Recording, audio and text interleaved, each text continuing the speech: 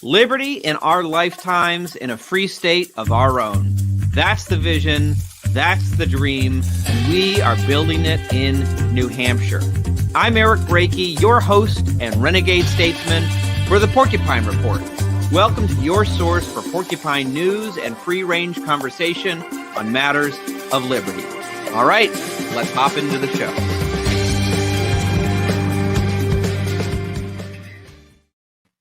Hello, everyone. Welcome to episode 2 of the Porcupine Report. I am your host, your renegade statesman, executive director of the Free State Project, Eric Brakey.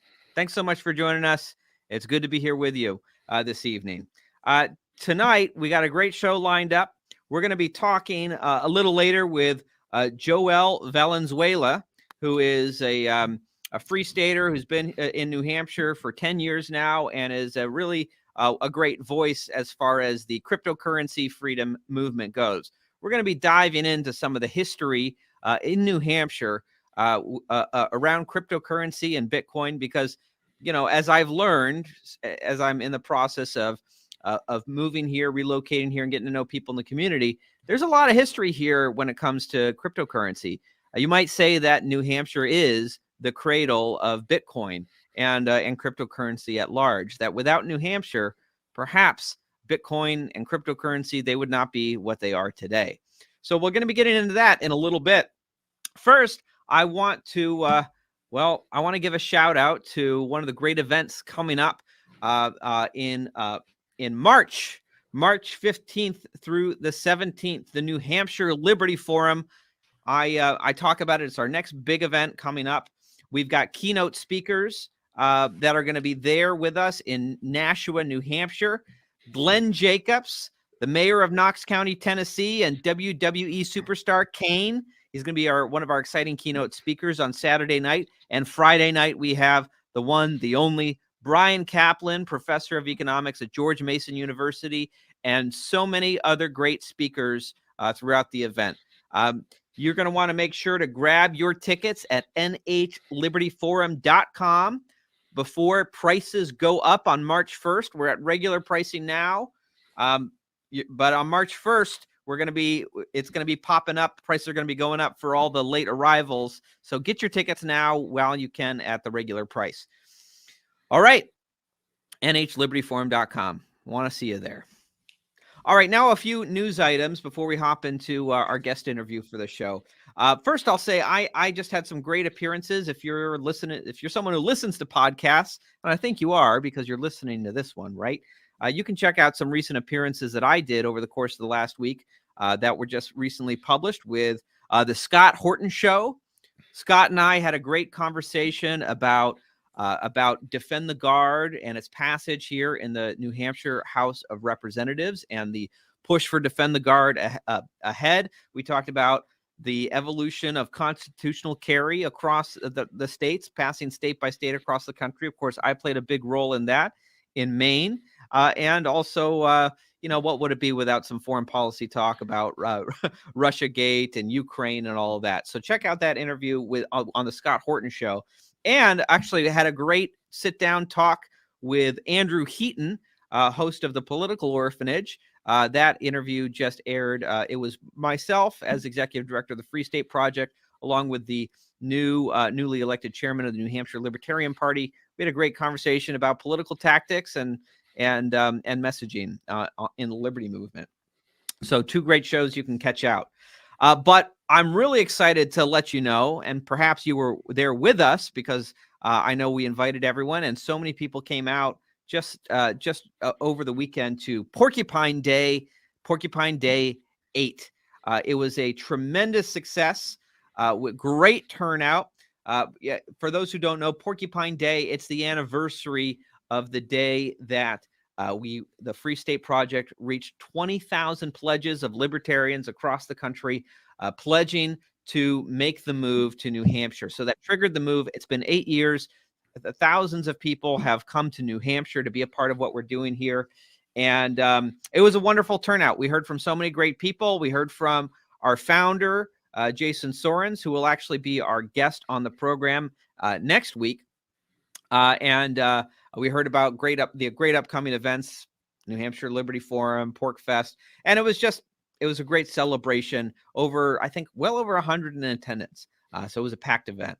Anyway, thanks to everyone who came out. And I know in my when I spoke a little bit the other night about something I think I'm pretty proud of. I think a lot of us are pretty ironically proud of, which was the recent release of an anti-democracy extremist list by a group called Granite State Matters. Perhaps you've heard of them.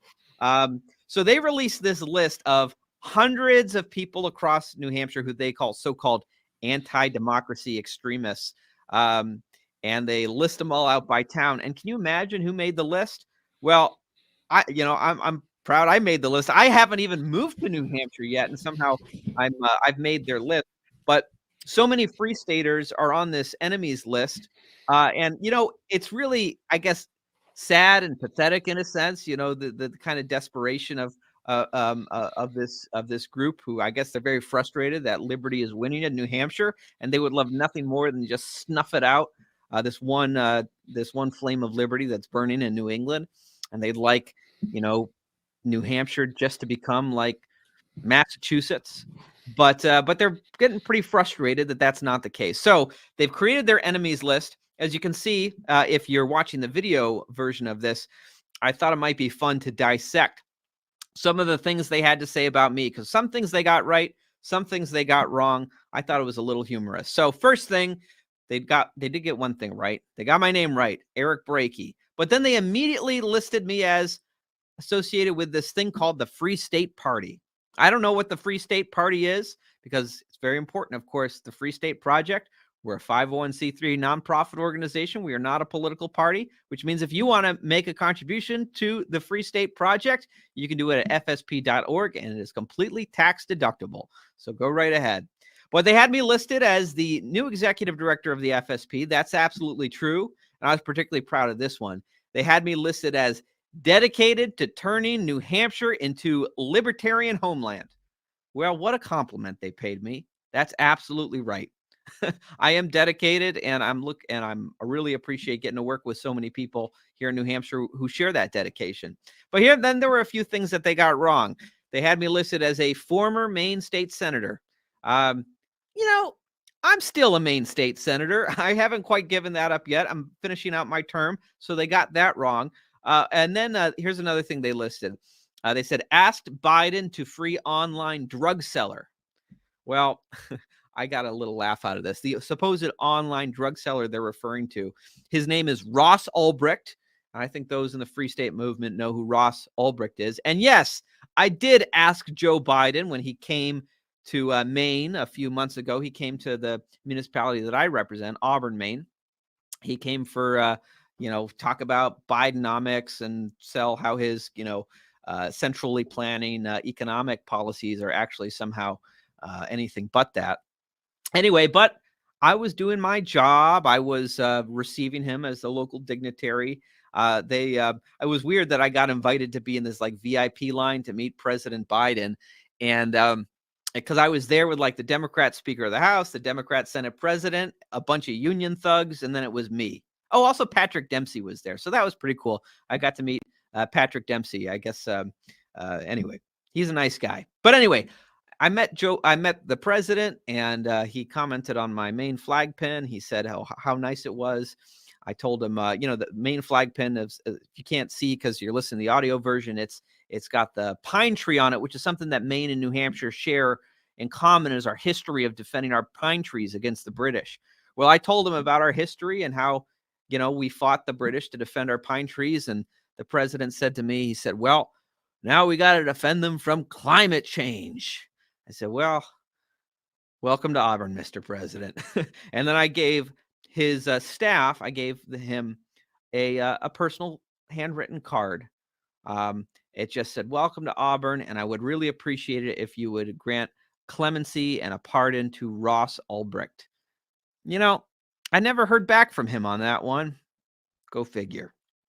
Anyway, so the things that that Granite State Matters has listed as they put me on their enemies list, if these are the things that make me their enemy, well, I suppose I'm glad I'm proud to be counted among their enemies with so many great so-called anti-democracy extremists who apparently were winning the state through democracy. So best as I can take it, anti-democracy for them just means people who aren't Democrats.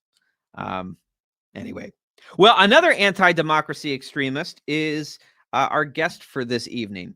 His name is Joel Valenzuela, and he was on their enemy, the Granite State Matters enemies list. They had him listed from town of residence unknown. Sounds very mysterious. And quote, supposedly supports himself with crypto. Yes, they did say supposedly because spelling wasn't the priority when assembling this enemies list, apparently.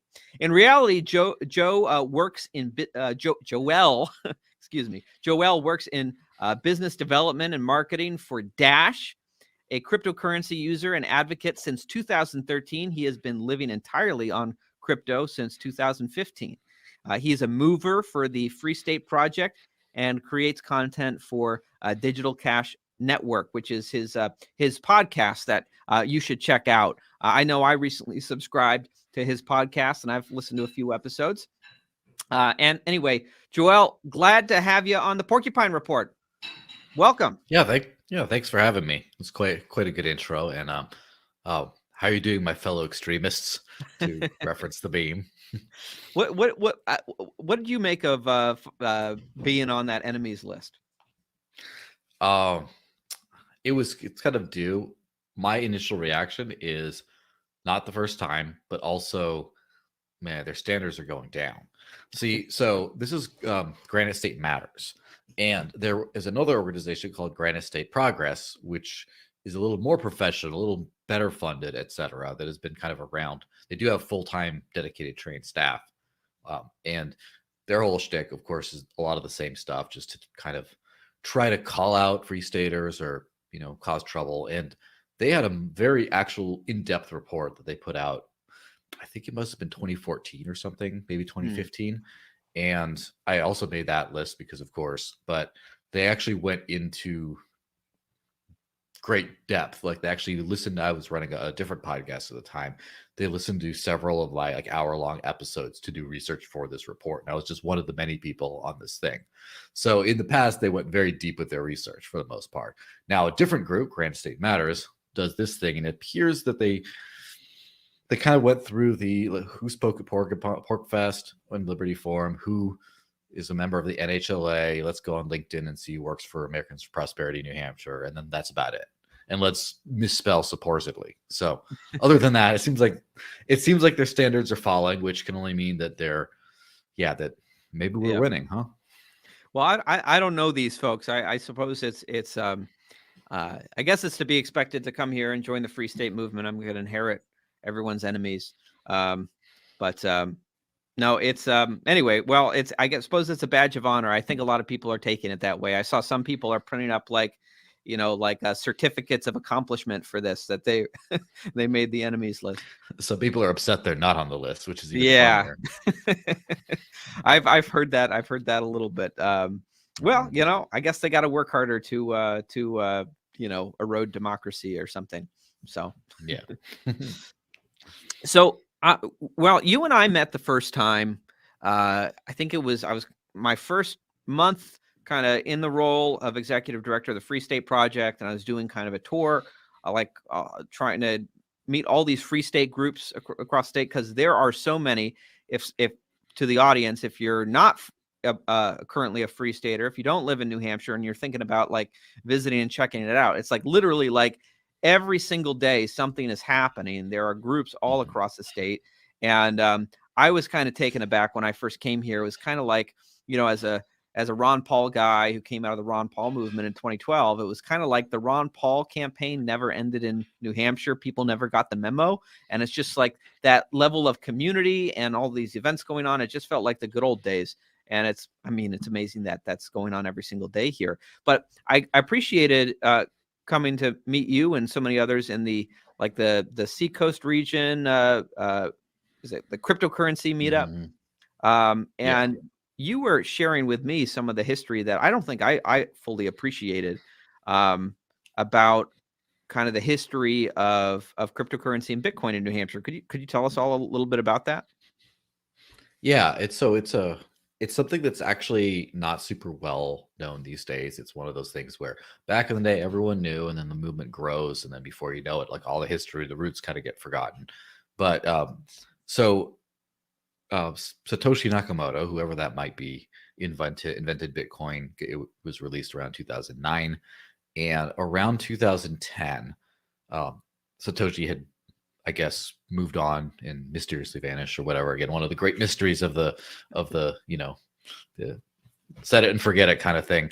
But his successor, Gavin Andresen, who lives, I don't know exactly where he lives, but I think he lives somewhere in Massachusetts, or did at the time, came up to Keene to appear on Free Talk Live, which, as probably your audience knows, but anyway, the famous Free Stater run radio show that was out of Keene, it still is out of Keene, and basically talked about Bitcoin. They had not, the host did not know about it before that, and just gave him some at like 80 some cents per Bitcoin at the time, and or 50 cents, somewhere in that area. And of course now, as of right now, it's probably like $4,200 per coin. So we're talking very early. And from hearing about that, and of course, Free Talk Live at the time was one of the largest, if not the largest, explicitly libertarian or explicitly anarcho-capitalist, whatever you want to call it, like the super libertarian, not conservative libertarian, whatever else, voices in the entire world.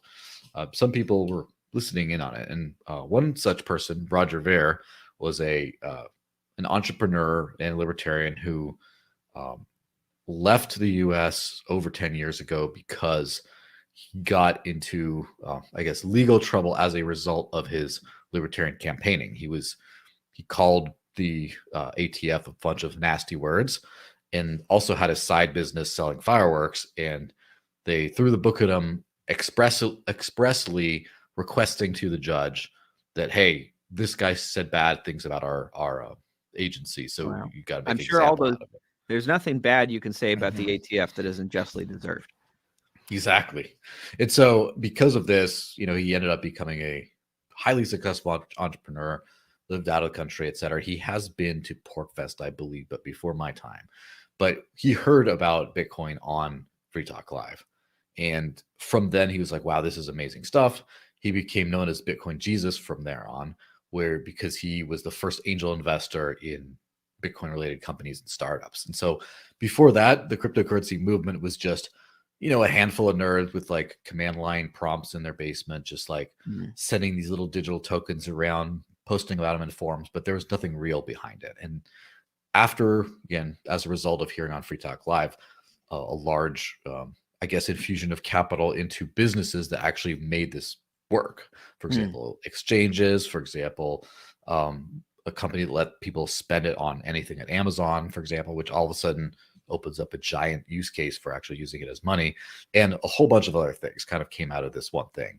But then after that, of course, at some of the early Bitcoin meetups around town, Vitalik Buterin, who some people know as the creator of Ethereum, the number 2 ranked cryptocurrency right now, came and explored everything and got very well acquainted. Eric Voorhees, who's another big voice for running the decentralized exchange Shapeshift. I believe he used to be a Free Stater, and then he moved to Colorado for business purposes. And then the Charlie Shrem is another one who was super early involved. The first Bitcoin ATMs were invented in Manchester by with Lamasu, the company. Then you had the library content protocol was also made out of New Hampshire. And there are just so many different kind of options, and there's so many kind of the fingerprints of the very beginning of everything was here. So I definitely, I believe, yes. Where was the famous pizza buy? Was that in New Hampshire, or was that somewhere else? I don't believe that was in New Hampshire, but I think maybe that one. First house sold or the first car sold for crypto might have been here, or it's really hard to tell when you have something that's global, but a lot of the people who claimed the first ones were right out here. Yeah. Well, I know that New Hampshire is the first place I learned about Bitcoin. In fact, it was at the New Hampshire Liberty Forum. It must have been, boy, I don't know, must have been 2013, 2014, something like that. And I, it must have been a little bit earlier. It must have been like 2013 because I ran for state senate in 2014. I was the first candidate in Maine to accept cryptocurrency donations. But I remember coming to the New Hampshire Liberty Forum. This was back when it was in Nashua, where it's returning this year. And I remember someone was giving a pitch on Bitcoin and talking to someone, and they gave me like 50 cents worth, had me download a app wallet and put it on my phone. They gave me 50 cents worth. And it sat there. And a couple of years later, you look at it and it's worth $10, right? Mm-hmm. So it had literally, it had, I guess it had 20x by that point. And so I guess it was still, I don't know. Anyway, it certainly makes me realize that I'm grateful to have learned about Bitcoin in New Hampshire at the New Hampshire Liberty Forum, and certainly makes me wish I had moved on it all a little bit sooner. But I'm, it's still early. Yeah, it is still early, and it's crazy to hear when you think about it that we are 15 years into this, where 15 years is a relatively long time for a radically new technology. But I think that the reason why I think we're at the point finally where a good chunk of people in the developed world, at least, have had some sort of financial exposure to the asset class in some way. But as far as actually using the technology, firsthand, secondhand, whatever, it's still very small. Like 1% of Americans, to be generous, would have actually sent or received or something. You touched the actual underlying tech. So we're very early with that. And in my opinion, that's the stuff I got excited about. I don't care about making the big bucks or anything like that. I care about the applications of the technology, and I've been kind of using it for over a decade now. And I can't wait for that part to start really kicking into high gear, because we're kind of in a new natural resource, almost like when the internet was created. There was no corollary to the internet before that. And it's kind of like the internet, and it's this new thing that's going to power, if we do our job right, it's going to power the world over the next few decades. And it's just that the applications on top of that haven't really been built, and the users haven't really been acquired. But in the future, if we're doing things right, a lot of tech, instead of being run by a handful of megacorps, will be run on a lot of these kinds of technological rails, where, like a natural resource, no one controls all of gold in the world. No one can tell you how that works or not. Well, it really is amazing. I think kind of when you go back to, of course, for me, it always goes back to Ron Paul, right? That's that's the whole reason he's the whole reason I'm not a neoconservative living blindly under the illusion that central banking is good for us. It is amazing to think just kind of how theoretical it all seemed back in, even in as late as 2012, when Ron Paul is talking about auditing the Fed and wanting to legalize competing currencies and have competition with the fiat dollar, and even just kind of talking about like competing currencies was kind of almost like a very radical, almost seemed kind of like, well, we're never going to get there, right? But I guess kind of what was interesting is, like with cryptocurrencies, it kind of came along, right? You didn't need to legalize competing currencies, right? It's kind of like Uber. You just create it, and the government and the system is too slow to catch up to it before it's already kind of achieved kind of the market share that it has.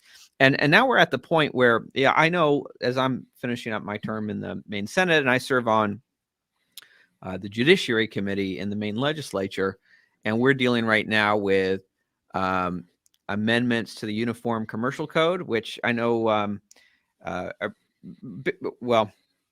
don't need to get too wonky here, but for folks who haven't heard about this, we're dealing with amendments to the Uniform Commercial Code, which is basically like the standard laws, state by state across the country. If people get into disputes about who really owns what because a transaction goes bad and there's kind of unclear, it helps kind of establish clear property rights in terms of disputes. And for the longest time, this has worked very well for physical property, but in the advent of digital property, there's a lot of lack of clarity around how this works. If you buy something, and if you buy a bunch of fish, and you agree to pay in a cryptocurrency, and the fish arrive, but the cryptocurrency never goes, who owns the cryptocurrency, right? This helps establish kind of the underlying legal framework. But of course, it's received a lot of controversy too, because these, well, overall, I think it's a positive for us to get kind of these rules in place. I think it'll help promote some more certainty in the law. It's also very controversial for a lot of folks, because there's also slipped in there kind of an established definition. They call it electronic money, which is basically, when you read the definition, they're establishing a definition for a central bank digital currency, which, again, it's not necessarily establishing a central bank digital currency, but it is kind of concerning, I think, to a lot of people, the idea that we're creating a legal framework, just like we want to create legal frameworks for Bitcoin and for other digital assets to have some legal certainty around. I think a lot of people are concerned, well, we start creating legal certainty for a central bank digital currency, and maybe are we making it easier for a CBDC to be established by the Federal Reserve and rolled out across the states? What's your take? I don't know if you have any take on that overall. Either I know we spoke a little bit before about the Uniform Commercial Code amendments, but I guess I guess I'd be curious just for your take on like central bank digital currencies, and do you see? Do you think the threat is overblown? Do you think that like a CBDC could actually compete with Bitcoin, or if given the choice, people are just going to say, shove this $E from the Federal Reserve? I just, if my currency is going to be digital anyway, I want to be on the blockchain. Yeah, so to quickly answer that, I would say the second one. If people have a choice, they're going to go with something that's better. But I do think that the CBDC it's a bigger problem than most people seem to think so. It's also much more of a conceptual problem. Like, I think that at some point when people created sort of a uniform digital currency through decentralized means, then people started to think, oh, well, government's going to do one too.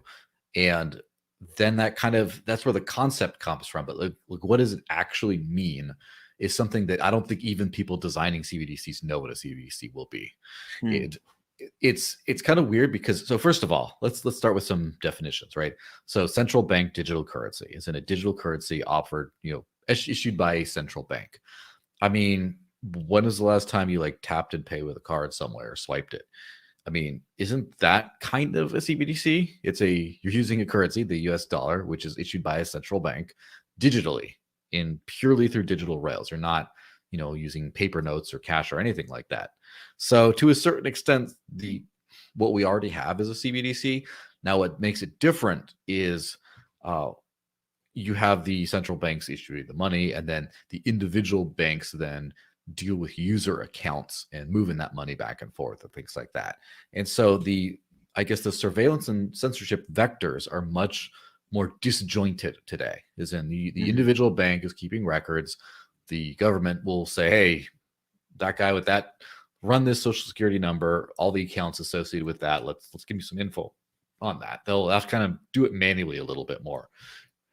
Doesn't mean it's not happening. Like, there are huge data sharing agreements across, all the different, like Google and Apple and all the different card companies and things like that. We're all kind of being surveilled by our purchases in a very heavy way today. So we're already almost there. It just, if you read what the Federal Reserve released some product called FedNow, which I don't know how much that's percolated out into the masses. Some people saw it and freaked out. Some people didn't.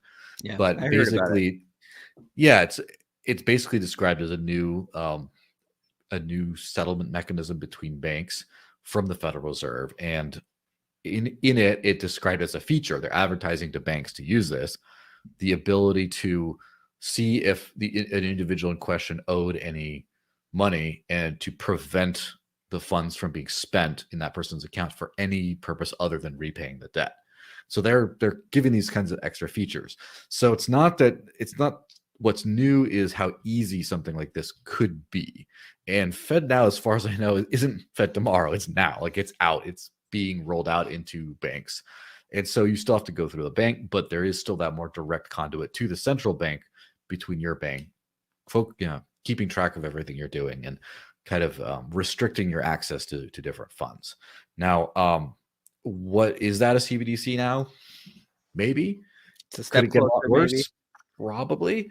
So I think we really have to figure out what we have to. I think the CBDC is more than anything a concept that we should avoid. It's a concept of things that we don't want, which is we don't want a centrally controlled currency. We don't want a currency where the one party gets complete control over the actual payment rails and the Yeah. end user accounts. We don't want surveillance and we don't want censorship. And so conceptually, the CBDC is a very scary thing. Realistically, who knows what shape it will take? We could argue it's already there. We could argue it's something else entirely. So, I mean, do you think that like so it sounds to me like from what you're saying, a CBD is something that we could potentially like inch our way closer and closer towards, like the frog in the boiling pot of water who doesn't realize he's being boiled alive until it's too late. It's not it. So, I mean, obviously, like if the Federal Reserve kind of came out and said, "Hey, we are launching a central bank digital currency, and we want everyone to start transacting in this new currency." I mean, that's something you could see a million miles away and kind of be prepared to resist.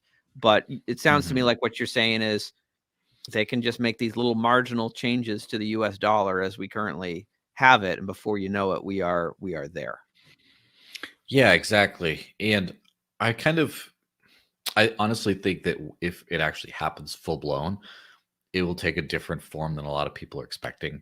So, for example, I know that Venezuela tried at least two, if not three, different permutations of its CBDC, and they all failed. They just didn't take off. The tech was too hard to wrangle.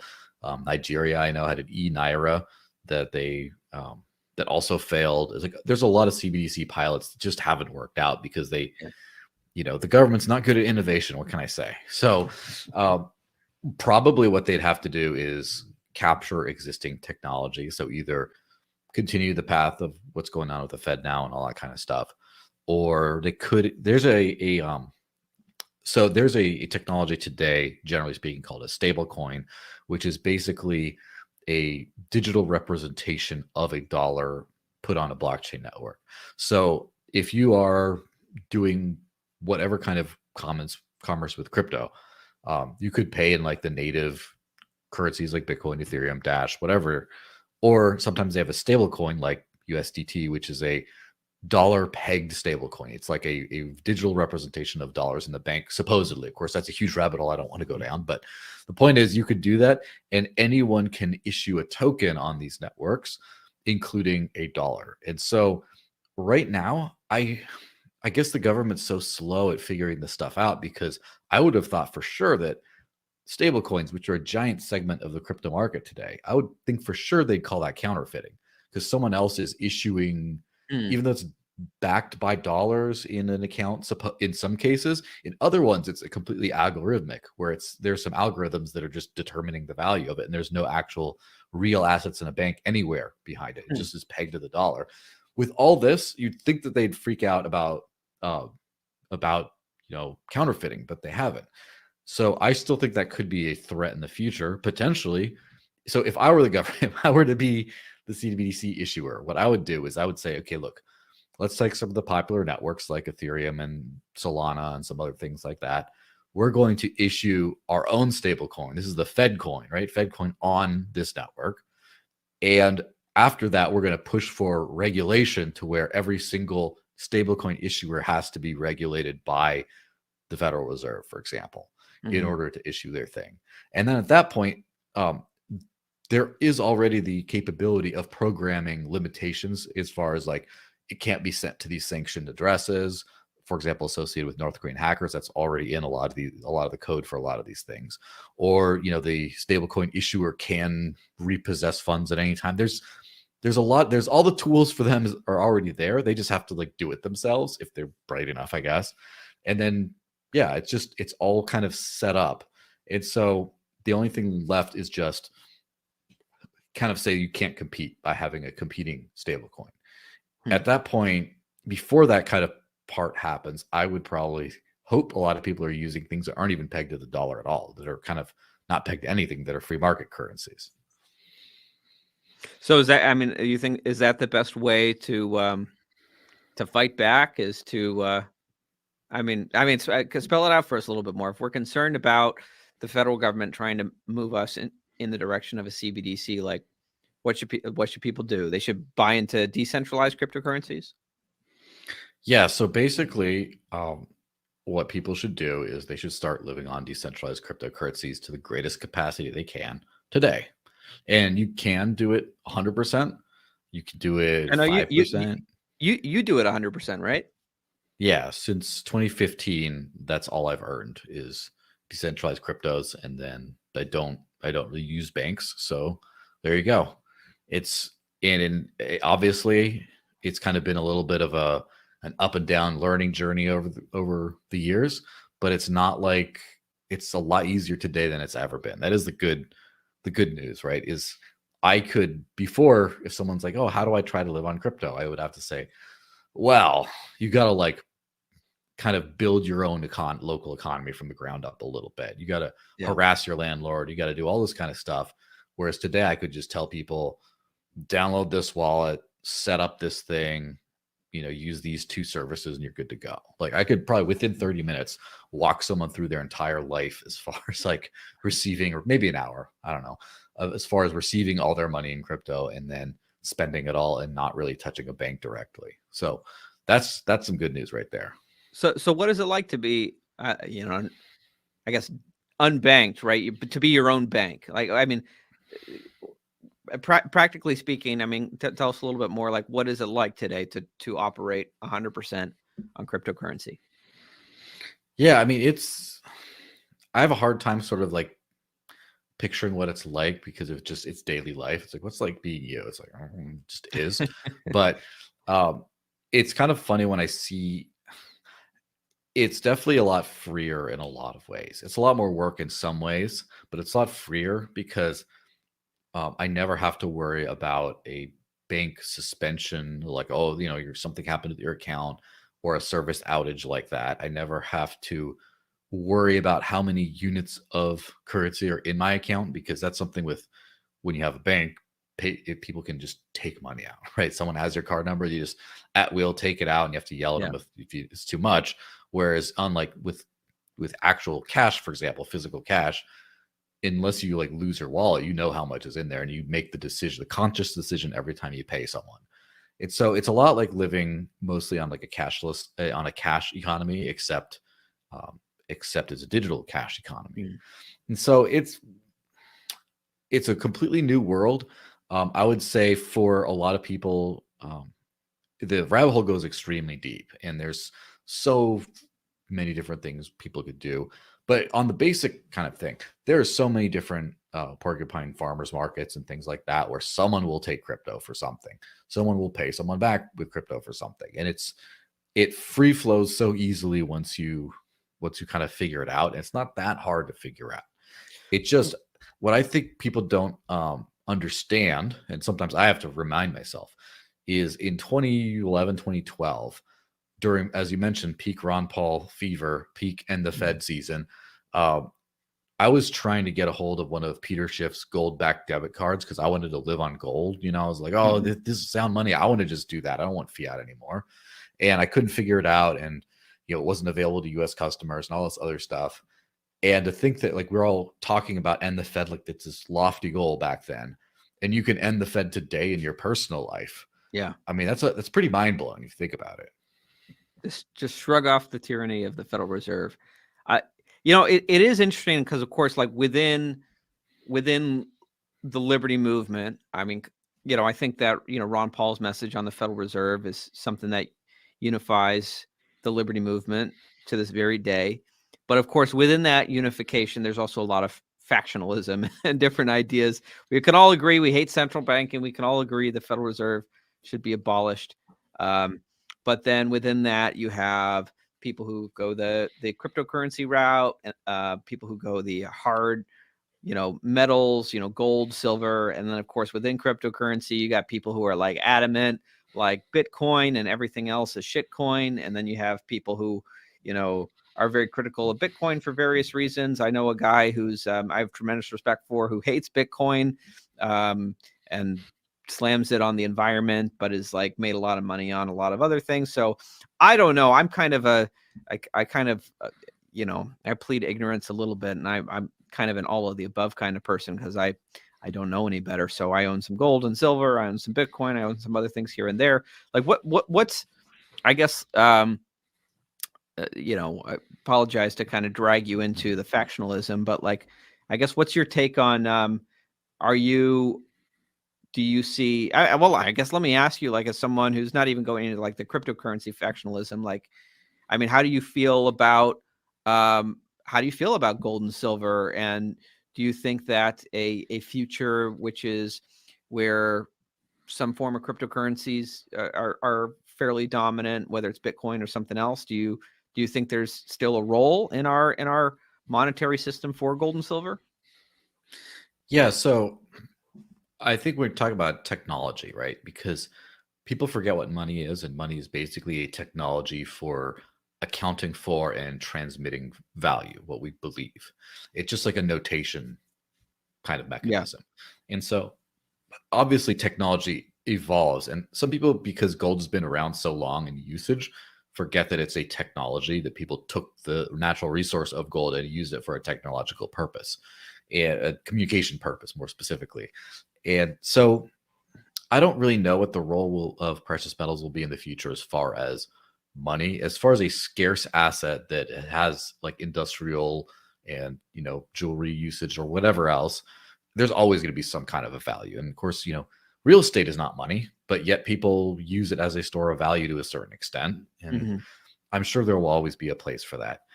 The thing is, we have to kind of go back to the roots of everything. Is why do we care about any of this? And for me, the answer is always freedom. Live free or die, or live free before you die, in fact, which is kind of what liberty or lifetime is kind of translated to, right? Yeah. And these are supposed to be tools for freedom, or I care about them because they're tools for freedom. Other people can have other uses.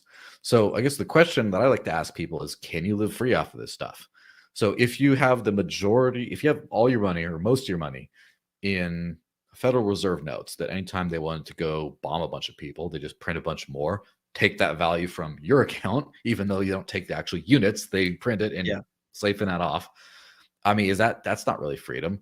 And if all your money is in institutions that you're just trusting the government not to go to and say, repossess everyone's money, then that's not exactly a tool for freedom.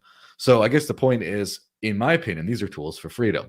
So if you have gold if you have gold in some account somewhere, someone's holding it for you, that's a good like financial hedge against other things. It's like an investment, but it's not really like being used as a freedom tool. Now, if you have a big, chunk of bullion in your, buried under your basement or whatever, that's more of a freedom tool, because no one can take that unless they literally raid your house. They can't just say confiscate it. And so it's kind of the same thing, right? If you have money that it's always like the litmus test of when people say, oh, this is better than this, then is okay. If you're trying to use it to live free, that's what I care about. And then amongst that, there's a very real kind of a test you can do is, does this let you live free? If the answer is yes, then are you living free? No. Why not? And then, oh, okay, then you get to see, oh, this is a terrible thing. Oh, shit, coin that. It's like, okay, well, what are you doing? Oh, you're still living entirely off of Federal Reserve notes that can be confiscated anytime and devalued all the time. Yeah. And you're complaining about other people's tools of freedom or whatever. I mean, some people can still have disagreements over the best tools, but as far as like, if someone says, oh, my horse is faster than your horseless carriage. Okay, maybe that's a little bit of a silly take, but as long as you're getting from point A to point B with both, I can't complain. But if you're complaining about my horse's carriage while you're walking or sitting, that's not exactly very smart. So always think about it. What's the end goal? Are you trying to live free? Yeah. Is the money you're possessing in your actual possession at all times, or is it in a third party's possession? Can the government just wreck the value of it to fund foreign entanglements or whatever? These are questions that are not just rhetorical, they're real questions. And then you answer them, and then if you're using freedom money or not. Yeah. Do you think that people are, I mean, obviously, like in liberty circles, people are very tuned into what's happening, but I mean, do you find that people by and large are becoming more aware of. I mean, you go back to like pre-Ron Paul age. You mentioned the Federal Reserve. Nobody'd ever heard of the damn thing. Nobody knew what it was, unless you were like just like an economics nerd. But inflation is on people's lips a lot more with what we're feeling, and it's kind of amazing to see. I mean, the president, Joe Biden, trying to convince us all that inflation is down when, I mean, well, the official inflation rates may be down, but we're all still paying, more and more as time goes on. Do you think that people are, well, and of course, then you got Javier Milei in Argentina, who's like, out all the time. I love that guy. I mean, he literally just like won the presidency there, just like railing against the central bank and talking monetary reform. Like, do you think we're at a point where people are finally, ready and coming to terms with this exploitative system of inflation that exists? Yes, I think so. I think it happens to any country where this could happen. A friend of mine helped design the Bitcoin apps that are used in El Salvador and helped kind of get them on board. And he grew up in Venezuela, and he remembers for many years the horrible inflation, about how the smart people would take out the biggest loans, the longest loans that they could, knowing that by the time they had to pay them back, the value would be just so much smaller. Yeah. And then it was always, the poor people, because then, of course, if the banks lost money, the government would just bail them out. And it's always the little guy who always suffers. And I remember, growing up, my grandmother had a bunch of old pesos that were just useless because in the 90s, the peso crisis and the reissuance of the currency, that the old peso broke, it failed. And then they had a new one, and it was 7 pesos to the dollar growing up. And then now it's 20 something to the dollar. It's significantly worse than already the bad US dollar. Yeah. And so at some point, I think everyone gets old enough to remember when this only cost that. Why did it only cost that? Yeah. And you have to be younger and younger people are realizing this, because I think over the last year, like those of us who've been paying attention, when the times became uncertain around 2020 and all that, we saw how crazy inflation was, but we didn't feel the effects of it. And the average person was blissfully unaware until the last about 6-8 months or so. All of a sudden, prices have like almost doubled on a lot of things. It's happened fast. And I think that now people are like, oh, why is everything, the rent's too damn high? Like, why is everything so expensive now? And it's not like a single supply shock. It's everywhere. I think people are starting to ask questions. Yeah. And, there's a lot of confusion, a lot of like, oh, the corporations are doing this and that, and like corporate greed. But even like pundits, corporate greed is like gravity. It's like blaming an airplane crash on gravity, like as if gravity just like sprang out of nowhere, right? Yeah. It's a constant. It's like, guess what, guys? Let's all get super greedy in about 6 to 8 months. Like, let's just all get really greedy all at once. We weren't greedy before. We didn't care about making money, It's just but it is, of course, this is always why, I guess inflation is so attractive to the political establishment, is because, people, it's easy for people to point to why they're getting poorer when they're paying, handing their tax dollars over, I guess there's something I think at least a little bit more honest about the highwayman who comes up to you, sticks a gun in front of your face and says, give me your money. Right. There's at least, why, why you're poorer. Right. Whereas the government comes along and it just like siphons the value out of your savings account and then blames businesses raising their prices on you for why you can't afford things anymore. But I wonder, too, it's interesting to watch, like, Argentina, right? On the one hand, Javier Milei is campaigning on monetary reform, right? And their currency has just seen the worst kind of inflation, that makes the inflation that we've experienced in America seem like nothing. But it's depressing a little bit, like to see, like, as he's getting monetary reform, like the answer is to dollarize, the Argentinian economy and hitch their wagon to the US dollar, which I understand to a degree. Ours is perhaps the slowest sinking ship. I wonder, though, kind of as you see fiat currencies around the world start to fall apart and countries hitch their wagons more and more to the US dollar, how much longer it can perpetuate the dollar and kind of create the illusion that it isn't sinking. What is it? I guess, the whole dollar milkshake theory of it just sucks up the life of all these dying fiat currencies. But as the whole fiat system circles the drain, how much longer can this go on? Well, I think one of the most beautiful things about the free market is choice. And obviously choice, there could be like a legal choice, but there's also just practical choices. And I think what we're starting to see is maybe I'm being a little too white pilled here and not enough, not cognizant enough of all the threats that we face and liberty face over the next, few years, few decades. But I'm seeing a lot of good things turn around. And so, for example, the Free State movement, the whole Free State project has been, how old is it right now? Have you kept track? 22 years, I think, since the paper legal came drinking out. age already, huh? Yeah. So it's been a long time, and it's kind of the first of the Move Here movements, the big intentional community kind of movements. And it's not the last, though, because there's a lot of crypto people that moved to Miami to do something over there. One of the more obvious recent ones has been the whole like Texas and Austin in particular thing, where you had people like Joe Rogan and Elon Musk go over there, and all of a sudden it's like a thing.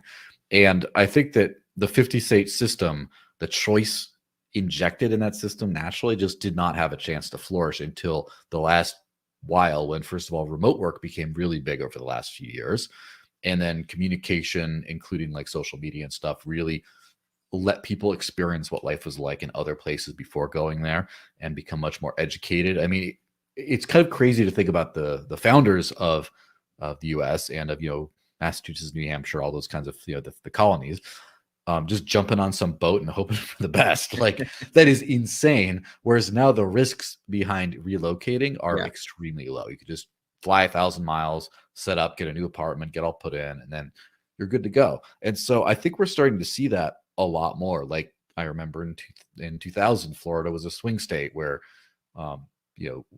George Bush and Al Gore were fighting it out for who's going to win that razor thin election. Now Florida, I mean, with the whole DeSantis era, is no one would ever think that was the thing. And New Hampshire, largely because of the Free State movement, yes, but I'm sure because of other things, is getting an influx of people. And as far as I've noticed, it seems like they're much more right-wing leaning, or at least as far as voting is concerned, than the opposite. And you're having this like effect where people are exercising free choice. And I think that that's making a lot of states better off. Like, for example, I'm sure you've seen the constitutional carry wave across the country. It's really been pretty incredible. I was living in Arizona in 2009. I went away to grad school. I came back. Oh, constitutional carry. Moved to New Hampshire 2013. No constitutional carry. Then it was constitutional carry. Then Maine joined. So now we have this nice 3-state, like, free. I would say Maine got it before New Hampshire. I remember because I enjoyed when we passed it in Maine. I enjoyed teasing my New Hampshire friends about it until they got a slightly. You all got a cleaner and slightly superior version passed, but. But still, it's good news. And then I'm a big fan of this as someone who's homeschooled my whole childhood. I'm a big fan of the school choice movement, which back in 2007, I believe, I was working for the Alliance for School Choice in Phoenix, and I was kind of got into a lot of that stuff. And it's night and day different today, as far as like even we're talking about government, the choice in government programs and stuff is starting to really take off. And so you add to that the choice of currency. There's no putting the genie back in the crypto bottle. It's over. It's completely over by now. I don't know what form it'll take. Obviously, there's a future in which there's far too much regulation around the industry, far more than we'd like. But it's the fact that people realize that just like anyone can type in, hey, ChatGPT, write me a term paper, and it'll just spit it out. And then all you have to do is figure out how to tweak enough parameters, you don't get busted for it or whatever. The point is, it's out of the genie's out of the bottle in that way, where you can just say, create a money and payment system from zero, boom, go. And you just create it. Oh, I can just create an entirely new asset class like this, boom, go. And the fact that there's thousands and thousands of cryptocurrencies, that the code is there. It's like literally like when the U.S. Constitution came out, a lot of countries, like for example Mexico, notably, almost word for word copied a lot of it, as far as like, oh, here's the blueprint for a free world. Now, unlike countries, there's the enforcement mechanisms are a little different, whereas you have to trust a party to a government to actually follow its own laws, which even in the US, the top of the heap is not that, it's not doing so well. Whereas if you have self-executing code, you don't have to trust it. It's just the laws obey themselves, kind of. So now that anyone can do anything that they want, and maybe, okay, who can use it, what jurisdictions, blah, blah, blah, that might still be being worked out. The fact is, any anonymous person in some basement somewhere can just fire up an entirely new information system, monetary system, whatever, on a whim. And once you have that kind of a freedom, I don't think there's any going back. I don't think people are ever going to be like, you know what, I like the one where a bunch of like cronies in suits just decided to take my money arbitrarily. Yeah, it's an exciting time to be alive, and it is. I bet the central bankers are getting nervous. Hey, we're running out of time. Any final thoughts, and where can people find you and your podcast?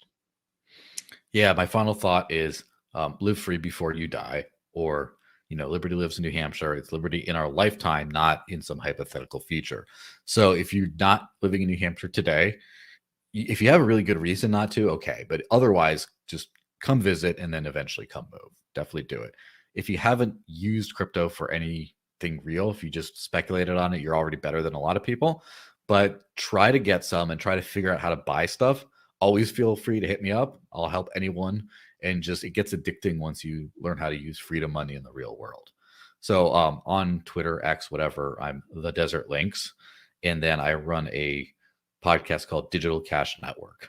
And I also work for the Dash cryptocurrency. But for the more personal stuff, you can go follow me directly, and I'll be spewing plenty of things. I run my mouth plenty. So don't be shocked or alarmed. Awesome. Well, thank you so much for joining us. It's been a fascinating conversation. It's amazing to think how much I don't know what a different world we might live in if it wasn't for this cradle of cryptocurrency here in New Hampshire. Absolutely. So, definitely honor all the people who came before us and who come after us. It's a crazy chapter in human history right now. Absolutely. All right. Let me finish with a final promotion.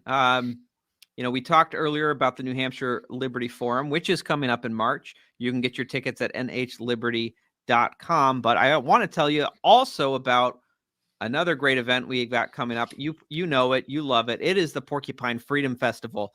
This is a family-friendly freedom festival, the largest liberty festival in America, June 17th through the 23rd at Rogers Campground in Lancaster, New Hampshire.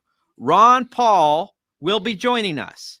Well, virtually. He doesn't travel too much these days. Anyway, he'll be virtually joining us. He'll be zooming in to talk with us. But you can go camping with 2,000 of your favorite libertarians, including Scott Horton, Gene Epstein, Jeffrey Tucker, James Bovard, David Friedman, Matt and Terry Kibbe, and so many more.